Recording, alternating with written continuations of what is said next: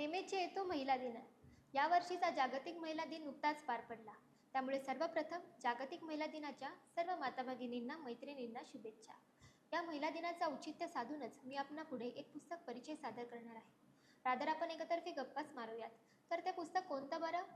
तर chicken soup for the women's soul. शीर्षक ऐकून काही लोकांना वरकरणी थोडंसं विक्षिप्त वाटलं असेल. ते लोक म्हणजे व्हेजिटेरियन्स लोक. तर let me clear you first की या पुस्तकामध्ये व्हेज, नॉनव्हेज किंवा चिकनचा च देखील नाही आहे, किंवा हे पुस्तक पाककलेसंदर्भातलं एक पुस्तक नाही आहे. तर मग का बरं लेखकांना चिकन सूप असं टायटल द्यावंसं वाटलं असेल? तर बघा, जेव्हा एखादा व्यक्ती आजारी पडतो, त्याला मरगळ आलेली असते, त्याला लो फील होतं, त्याला अशक्तपणा जाणवतो. मग अशा वेळेस सगळेजण त्याला काय रेकमेंड करतात, इन्क्लुडिंग डॉक्टर्स, की चिकन सूप प्या, तुम्हाला बरं वाटेल, टवटवीत वाटेल, तर येईल वगैरे वगैरे.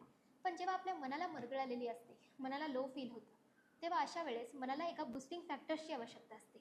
आणि त्यातलाच एक बूस्टिंग फॅक्टर म्हणजे वाचनातलं सेल्फ हेल्प प्रकारचं पुस्तक. आणि त्यातलंच एक जगप्रसिद्ध पुस्तक म्हणजे chicken soup for the souls. आता बघा, chicken soup for the souls असं मी म्हटलं का? कारण हे या शीर्षकांतर्गत त्यांची अनेक पुस्तकं आहेत, अनेक भाग आहेत, आणि प्रत्येक भाग त्यांनी कोणाला कोणाला समर्पित केलेला आहे. उदाहरणार्थ, chicken soup for the teenager soul, chicken soup for the mother soul, chicken soup for the sister souls वगैरे वगैरे.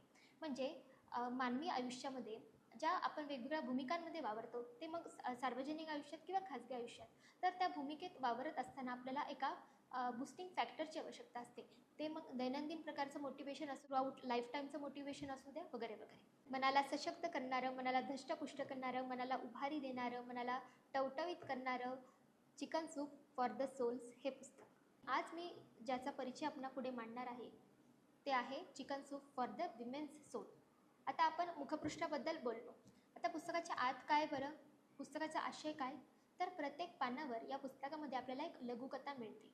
ती इतकी लघु आहे की विदिन 3 मिनिट्स ती आपली वाचन होते, आणि विदिन 2 मिनिट्स त्यातली मेघ आपल्याला जाणवते.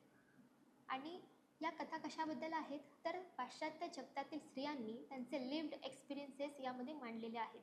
त्यांचे अनुभव कथन केलेले आहेत, विशद केलेले आहेत.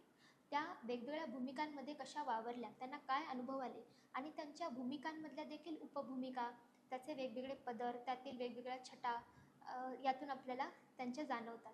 आणि वेगवेगळे अनुभव त्यांनी जे मांडले त्यातून त्या काय शिकल्या, त्यांना काय बूस्ट मिळाला, किंवा कुठल्या बूस्टमुळे त्या यशापर्यंत पोहोचल्या, वगैरे वगैरे. या वास्तववादी कथा आहेत आणि प्रेरणादायी देखील. प्रत्येक कथेच्या शेवटी त्यांनी एक छान बोधपर आपल्याला काहीतरी सांगितलेलं आहे. या महिलांनी त्यांना काय गुज भावलेलं आहे त्या अनुभवातलं हे आपल्याला सांगितलेलं आहे. मॉरल ऑफ द स्टोरीज आपण म्हणतो बघा, लहान मुलांच्या शॉर्ट स्टोरीजच्या शेवटी आपण मॉरल ऑफ द स्टोरी काय हे नेहमी विचारतो, ऐकतो, पाहतो. पण जेव्हा अशा कथांमधून आपल्याला काहीतरी मॉरल मिळतं, तेव्हा ते नक्कीच आपल्यासाठी खूप छान असतं. या चिकन सूप फॉर द सोल्सने त्यांच्या प्रत्येक कथेच्या शेवटी आपल्याला मॉरल ऑफ द स्टोरी सांगितलेला आहे. जरी त्या पाश्चात्य जगतातील स्त्रियांनी लिहिलेल्या कथा असतील, तरी त्या संपूर्ण जगातील स्त्रियांना लागू आहेत, त्यांना प्रेरणादायी आहेत. नक्कीच त्यांना एक यातून बूस्ट मिळेल याची मला तरी खात्री वाटते.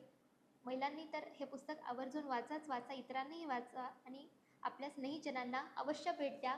Chicken soup for the women's soul. आणि हो, chicken soup for the souls या शीर्षकाअंतर्गत त्यांचे जे काही भाग आपल्यासाठी अवेलेबल आहेत, त्या भागाची शीर्षकं पहा आणि तुमच्या व्यक्तिमत्वाला साजेसं असं चिकन सूप निवडा.